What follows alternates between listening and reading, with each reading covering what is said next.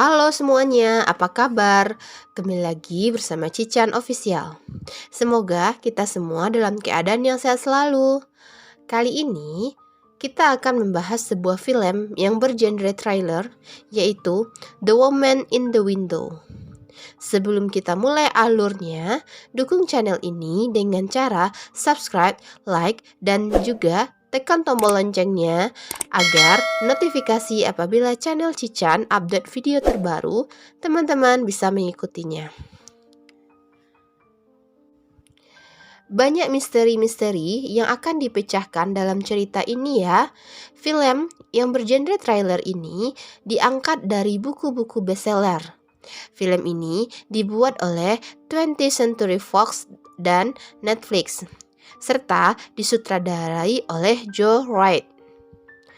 The Woman in the Window berisi kisah tentang seorang perempuan bernama Anna Fox yang diperankan oleh Amy Adams yang akan mengungkapkan kisah kematian atau pembunuhan tetangga di depan rumahnya.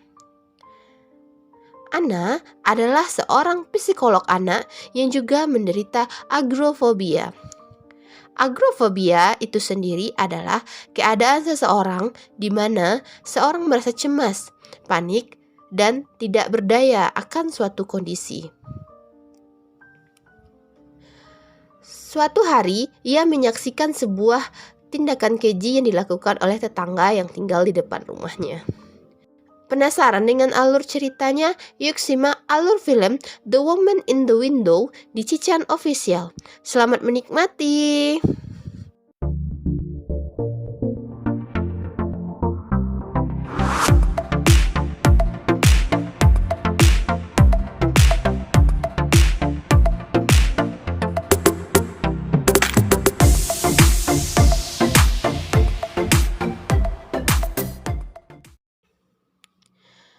Anna Fox merupakan wanita asal New York yang menderita gangguan agorafobia.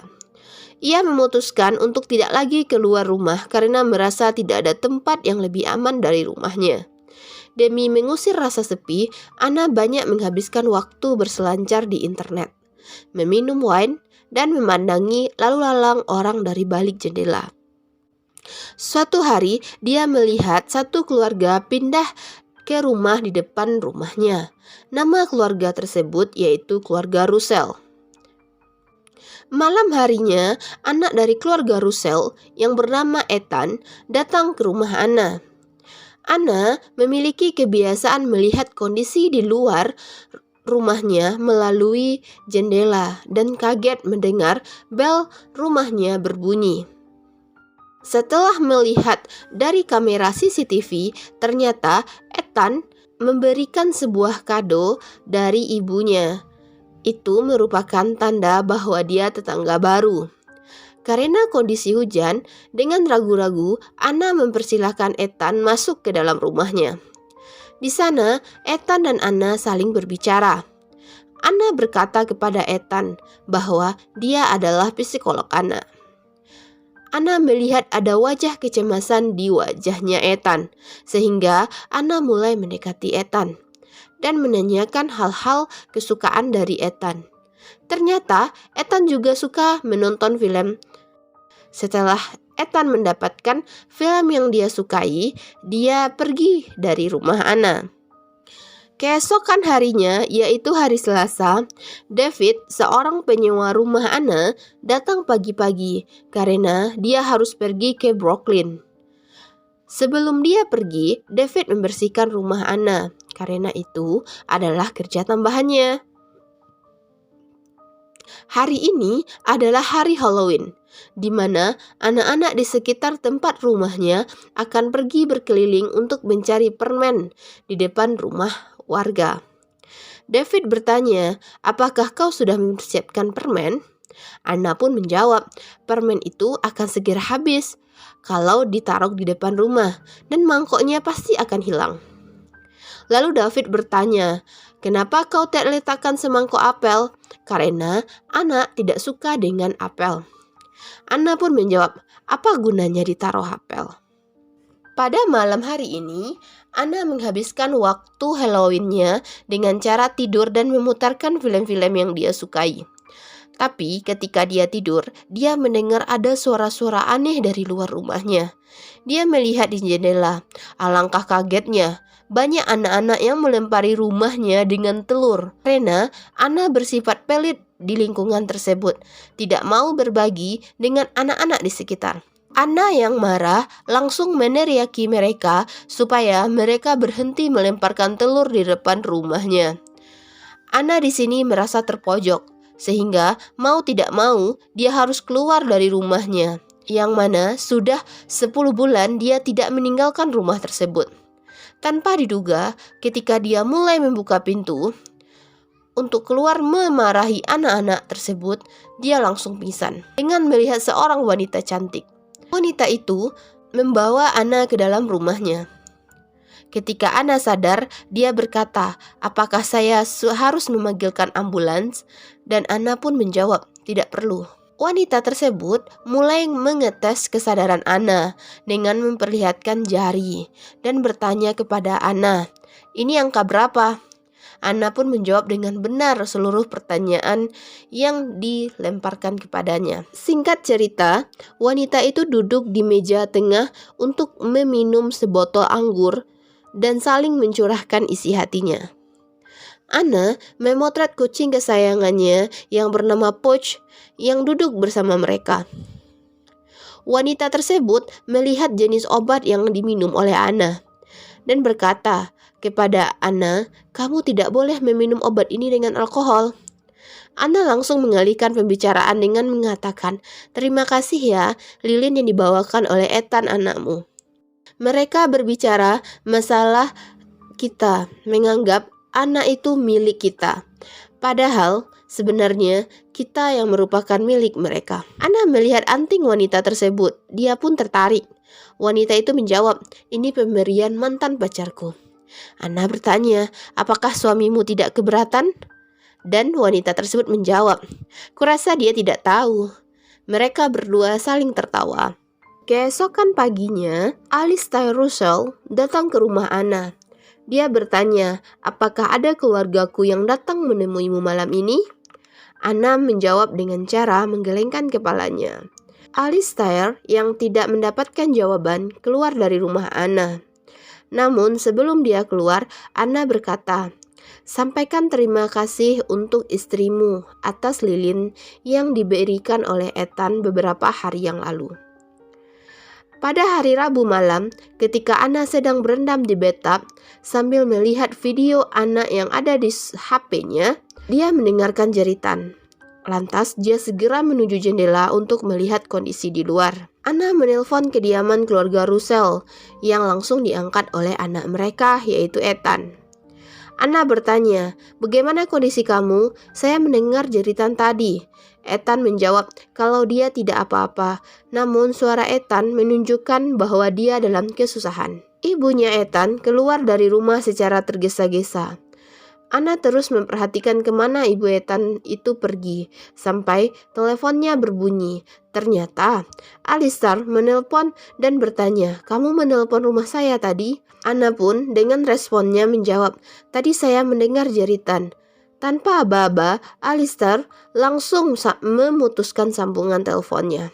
Anna yang ragu dengan kondisi Ethan langsung mengambil kamera untuk melihat lebih dekat bagaimana kondisi rumah keluarga Russell tersebut. Dia melihat gambaran mengenai ayah dan anak yang sedang berbeda pendapat. Anna itu lari dari rumah dan Anna langsung membuka pintu untuk Ethan. Anna bertanya, "Apa kau tidak apa-apa?" Ethan menjawab kalau dia sedang banyak masalah. Dengan wajah yang sangat sedih, dia memperhatikan kondisi Ethan seperti itu. Memeluk Ethan menenangkan dirinya. Sebelum Ethan pergi, Anna memberikan nomor teleponnya supaya jika terjadi apa-apa, dia langsung bisa menghubungi Anna secara cepat. Ethan kembali ke rumahnya. Pada hari selanjutnya, Anna terus memikirkan kondisi tetangganya tersebut. Dia terbangun dari tidurnya dan mencari di mana ponselnya. Ketika sedang mencari, dia melihat kembali ke jendela. Di sana, dia melihat wanita yang bernama Jen yang berada di sebelah rumahnya sedang bertengkar, tapi dia tidak tahu dengan siapa. Anna berkata, "Habisi dia, Jen." Anna yang notabene ingin tahu langsung mengambil kamera di depannya dan melihat apa yang terjadi di rumah tersebut. Tanpa diduga, wadidaw, dia melihat kalau wanita yang bernama Jen tersebut ditusuk dengan pisau. Paniklah Anna dan langsung mencari kembali di mana ponselnya. Dia menemukan ponselnya di bawah tempat tidur. Anna menelpon 911, memberitahu bahwa tetangganya mengalami penusukan. Operator tersebut bertanya di mana posisi Anna. Anna pun menjawab, nomor 104, jalan nomor 121. Awalnya setelah 10 bulan tidak keluar dari rumahnya, dia menguatkan diri untuk keluar rumahnya untuk membantu Jen yang sedang sekarat di rumah tersebut. Namun, Anna keluar dengan memakai payung dan menutupi badan hingga kepalanya. Anna tertabrak di depan rumah tersebut. Lalu Anna pingsan. Setelah bangun dari pingsannya, Anna melihat detektif Littley langsung bertanya kepada Anna mengenai telepon tentang pembunuhan tersebut. Ternyata Tuan Russell juga berada di sana dan berkata kalau Anda salah paham. Anda tidak tahu siapa istri saya. Dan Anna pun menyangkal kalau dia tahu dengan istri Tuan Russell karena mereka semalaman berbicara dan berbincang. Anna memperlihatkan bukti bahwa istri Tuan Russell memang berada di rumahnya.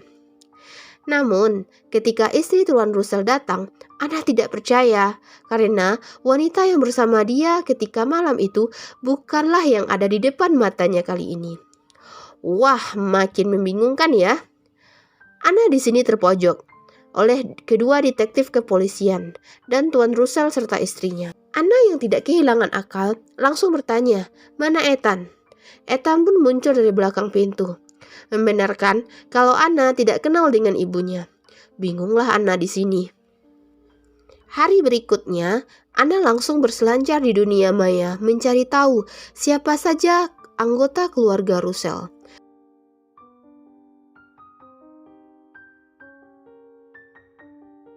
Sampai-sampai dia menghubungi kantor tempat keluarga Russell dahulu berkeja.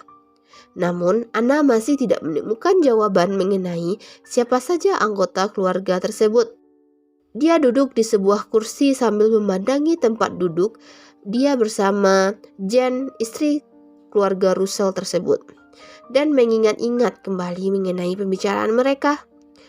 Di sini, Anna dibuat ragu dengan apa yang dia lihat. Apakah itu nyata atau hanya ilusinasi saja? Anna menuju ke ruangan David yang terletak di lantai dasar apartemennya. Dia memanggil-manggil nama David, namun tidak ada jawaban. Tanpa sengaja, dia menemukan surat di depan rumahnya David. Satu persatu surat tersebut dibacanya tanpa dia sadari. Salah satu surat berasal dari Dewan Bebas Bersyarat Manchester. David datang dari luar rumah dan melihat Anna yang telah memegangi surat-suratnya. Dia berpikir kalau Anna ikut campur dalam kehidupannya. David marah pada Anna. Selanjutnya, Anna mengamati dari rumahnya lagi, menggunakan kamera, dan dia memfoto kegiatan keluarga Russell. Tanpa diduga, teleponnya berbunyi. Ternyata istri Russell yang Anna tidak kenal mengatakan, "Berhenti mengawasi rumah kami, atau aku telepon polisi." Anna yang kaget langsung menutup seluruh pintu jendela yang menghadap ke keluarga tersebut. Pagi harinya, Anna mencari kucing kesayangannya. Ternyata, kucing tersebut berada di ruangannya David. Untung, David tidak berada di rumah, sehingga Anna bisa leluasa mencari kucingnya tersebut. Ketika Anna telah menemukan kucing yang bernama Pouch, Anna melihat anting perempuan di kamarnya David. Ternyata anting tersebut adalah miliknya Jen. Kaget di sini Anna. Kenapa? Karena dia tidak berhalusinasi. Anna berlari ke rumahnya dan melihat Ethan yang sedang berjalan. Anna memanggil-manggil Ethan sambil berteriak-teriak. "Ethan, kenapa kau bohongi aku?" Ethan yang merasa malu ataupun marah di sini datang ke rumah Anna. Anna bertanya, "Kenapa kau melindungi ayah yang telah membunuh ibumu?" Ethan berkata dia tidak bisa berbicara apapun kepada Anna. Ternyata ayahnya sudah berada di belakangnya dan menampar Ethan. Ayah Ethan langsung memarahi Anna yang mengira Anna memiliki hubungan dengan anaknya. Jelas itu sebuah tuduhan yang tidak wajar, tapi itu cara ayah Ethan untuk menekan Anna supaya tidak lagi ikut campur dalam urusan keluarganya. Ayah Ethan pergi. Anna langsung menutup pintunya. Sungguh hari yang sangat melelahkan buat Anna dalam seminggu ini. Keesokan harinya, dari jendela, Anna melihat Ethan masuk ke dalam bus sekolah. Setelah itu, dia mulai kembali melihat-lihat foto yang telah dia ambil sebelumnya, sampai menemukan pesan dari orang yang tidak dikenal.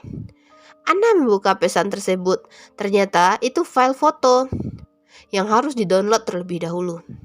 Berbarengan dengan hal itu, kucing kesayangan Anna yang bernama Pouch berdiri di depan pintu kamar.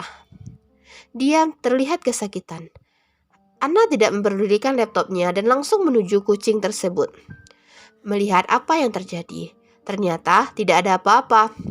Setelah itu, Anna kembali melihat laptopnya. Ternyata itu adalah gambar dirinya yang difoto ketika jam 2 dini hari. Anna yang kaget menjatuhkan obat yang berada di tangannya dan berlari menghubungi detektif. Anna diinterogasi oleh para detektif tersebut. Di saat bersamaan, keluarga Russell datang ke rumah Anna sambil marah-marah. Karena dia sudah memata-matai keluarganya sampai menghubungi kantor tempat dahulu dia bekerja. Keluarga Russell tidak nyaman dengan hal yang dibuat oleh Anna. Anna yang terpojokan hanya bisa diam. Tiba-tiba datanglah David yang kaget dengan apa yang terjadi. Detektif bertanya, "Di mana kau semalam?" Dia menjawab, "Saya di klub bersama teman saya yaitu Elizabeth." Detektif bertanya kembali kepada David, "Apakah kau kenal dengan Jane Russell?" Dia pun menjawab tidak kenal. Hal itu membuat Anna semakin terpojok karena dia jelas-jelas melihat anting Jane berada di atas lemari David. Dia mengatakan itu kepada semua orang. Ternyata ucapan Anna itu malah memojokkan dirinya sendiri karena Anna dianggap melanggar privasi orang yang telah mengontrak di rumahnya. Hal ini diperkuat juga dengan pandangan Alistair. Dia menyatakan Anna seorang pemabuk, pecandu, dan suka berhalusinasi. Anna marah saat itu dan mengatakan dia tidak berhalusinasi karena kemarin Alistair datang ke rumahnya dan menarik paksa Ethan keluar dari rumahnya dengan cara kekerasan. Anna berkata, "Kalian tidak perlu percaya kepada saya. Apa yang saya katakan karena saya yakin dari mata kalian tidak percaya. Tapi saya harap kalian menolong anak yang sudah ditindas. Saya seorang psikolog anak. Saya tahu gimana kondisi anak yang sedang terancam. Tolong sajalah dia." Anna berkata kepada detektif Ridley, "Kamu adalah seorang ayah. Pasti kamu tidak menginginkan jika seorang anak terancam. Jika suami saya di sini, pasti dia akan membantu saya dan mempercayai saya." Detektif yang satunya lagi berkata, "Dr. Fox, keluarga kamu sudah tewas." Tiba-tiba, Anna langsung teringat kejadian dahulu, di mana dia bersama keluarganya. Kejadiannya, mereka ingin pergi berlibur untuk bermain ski. Mobil dikemudi oleh Anna. Suami Anna berkata kepada Anna, "Aku tidak bisa lagi lakukan ini, seolah-olah liburan keluarga yang bahagia. Akting ini bodoh, tidak menghargai putri kita." Tiba-tiba, ponsel Anna berdering. Kata suaminya, "Jawablah, pasti itu dia." Namun, Anna tidak menjawab. Suami Anna mau menjawab ponsel tersebut. Namun Anna menarik dan HP Anna pun terjatuh ke belakang. Anna yang ingin mengambil HP tersebut tidak memperhatikan jalan, sehingga mobil yang dia kendarai jatuh ke jurang. Anaknya dan suaminya tewas di tempat. Anna yang selamat.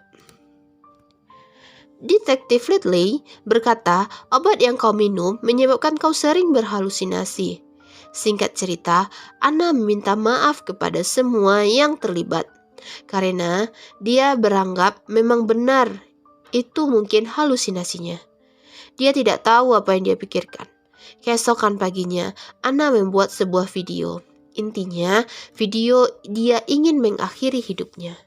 Tapi tolong jangan salahkan David, karena dia tidak tahu apa-apa. Itu murni keinginan hatinya untuk bunuh diri, supaya tidak ada orang lain lagi yang dirugikan atas dirinya. Setelah dia berbaring di atas kasur, dia melihat kembali foto-foto ketika dia bersama dengan Livy dan suaminya dahulu. Tanpa sengaja, Anna memotret kucing yang kesayangannya bersama Jen ketika itu. Terlihatlah ada wajah Jen di gelas anggur yang mereka minum. Dia yakin apa yang dia katakan sebelumnya itu bukan halusinasi. Dia itu memang benar. Selanjutnya, dia mendengar ada orang yang masuk ke rumahnya. Ternyata itu David yang lagi basah kuyup karena di luar sangatlah hujan. Dia menyuruh David ke ruangannya untuk memperlihatkan sesuatu. Anna memperlihatkan foto Jenny di layar laptopnya. David berkata, itu bukan Jenny, tapi Katie. David kenal dengan Katie karena dia pernah bermalam di rumah David. Ketika Katie hamil 2 bulan, dia diusir oleh Alistair. Dan ketika Katie melahirkan putranya, putra tersebut langsung diambil oleh Alistair. Katie dimasukkan ke dalam penjara. Anna mengajak David untuk membuktikan ini kepada kepolisian. Tapi David tidak mau. Mungkin dia tidak mau lagi berurusan dengan kepolisian. David pergi ke lantai bawah dan Anna memanggil-manggil David. Anna mendengar suara ada yang jatuh.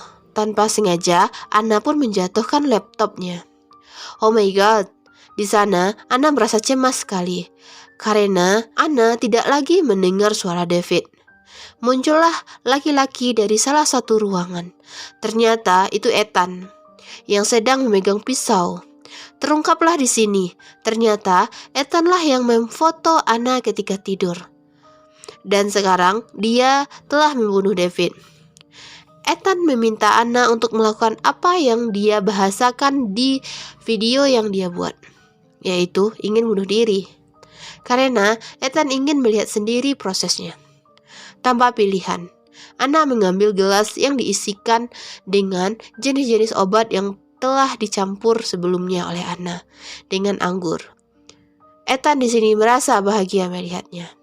Namun, ketika Ethan mendekat, tiba-tiba Anna langsung memukul kepala Ethan dengan botol bir. Ethan terjatuh. Anna lari, namun sialnya Anna tergelincir oleh darah yang dikeluarkan oleh tubuhnya David. Ethan sudah berada di belakang Anna, menangkap Anna. Namun, ketika hampir dekat, David yang masih hidup memegang kaki Ethan. Ethan kesusahan mengejar Anna. Tanpa pinggir panjang, Ethan menusuk bertubi-tubi tubuh David. Anna berteriak. David pun meninggal di tempat. Anna dengan terpaksa lari ke balkon di atas rumahnya. Dia dikejar oleh Ethan. Di luar sana sangatlah deras hujan. Anna yang menderita agoraphobia merasa sangat cemas. Sial bagi Anna. Ethan muncul tiba-tiba dan membacok pipi Anna menggunakan besi. Anna pun terjatuh. Perkelahian sangat sengit antara Anna dan juga Ethan. Anna berhasil mengajak Ethan ke atap kaca rumahnya. Anna mendorong bertubi-tubi Ethan, sehingga Ethan jatuh ke lantai dasar rumah Anna. Anna pun pingsan. Singkat cerita, keesokan harinya, Anna berada di sebuah rumah sakit, di mana detektif elit sudah berada juga di sana. Baru di sana terungkap bahwa apa yang dikatakan oleh Anna adalah kebenaran. Kami yang salah, dan Anna mendapat banyak permintaan maaf. Jadi, sebelum aku memeriksa handphonemu, silahkan kamu hapus apa yang tidak perlu. 9 bulan kemudian, rumah Alistair Russell telah dilelang. Anna pun pindah dari rumah tersebut. Di sini, dia tidak lagi menderita agoraphobia. Film pun berakhir. Oke sahabat Cican, gimana cerita The Woman of the Window? Sangat menarik bukan? Simak terus ya alur cerita-cerita menarik lainnya di Cican Official. Bagi sahabat Cican yang belum bergabung, silakan klik tombol subscribe ya dan nyalakan tombol loncengnya supaya sahabat semua menerima notifikasi jika Cican Official upload film-film terbaru. Dan jangan lupa selalu ikuti protokol kesehatan agar wabah yang melanda dunia sekarang ini segera berakhir. Sampai jumpa. See you.